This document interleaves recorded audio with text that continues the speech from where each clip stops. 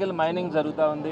దాన్ని బయటకు తీసుకురావాలన్న ఆలోచనతో రామిరెడ్డి ప్రతాప్ కుమార్ రెడ్డి గారు ప్రయత్నించినప్పుడు ఆయన మీద పెట్టినటువంటి అక్రమ కేసు కానీ, అది కూడా 307 అంటే హత్యాయత్నం కేసు పెట్టడం, దాని మీద కూడా యాంటిసిపేటరీ బెయిల్ తీసుకొని వస్తారన్న ఆలోచనతో మళ్ళీ ఎస్సీ ఎస్టీ సెక్షన్స్ యాడ్ చేయడం.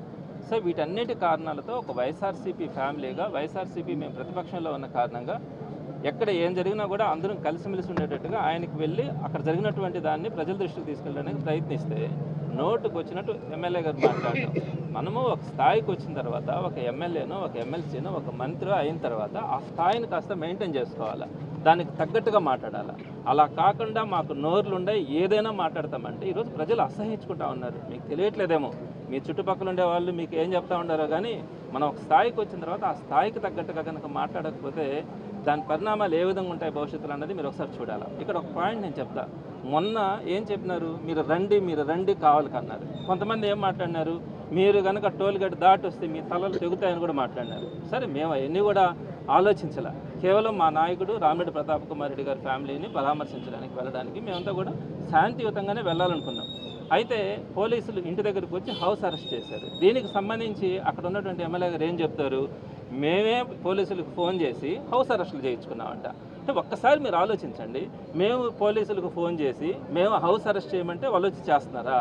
అంటే మా మీద పెడుతున్నటువంటి ఈరోజు 307 కేసులు కానీ, ఎస్సీ ఎస్టీ కానీ, ఇల్లీగల్ కానీ ఇవన్నీ పెడుతున్నటువంటి కేసులు కూడా మేము ఫోన్లు చేయించుకొని మా మీద పెట్టించుకుంటున్నామా?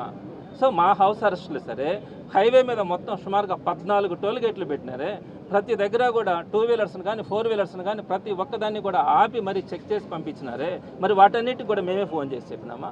అలానే రామిరెడ్డి ప్రతాప్ కుమార్ రెడ్డి గారు ఇంటి చుట్టూరు 7 చెక్ పోస్టులు పెట్టినారే, ఏ ఒక్కరిని కూడా అక్కడికి పోనీయకుండా చేసినారే, అది కూడా మేము చెప్తేనే అక్కడ పెట్టినారా?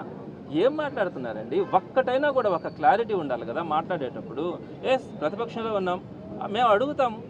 మేమేమి మీ ప్రైవేట్ ఆస్తుల గురించి ఎవరు కూడా మాట్లాడట్లా, దాని గురించి ఎక్కడ కూడా చెప్పట్లా. మేమేం చెప్పినాం, అక్కడ అది గవర్నమెంట్ స్థలం, అది గవర్నమెంట్ స్థలంలో మీరు మైనింగ్కి లీజుకి తీసుకున్నారు. ఆ మైనింగ్కి లీజుకి తీసుకున్నంత మాత్రాన ఓనర్షిప్ రాదు. సో అక్కడ జరుగుతూ ఉందన్నాం.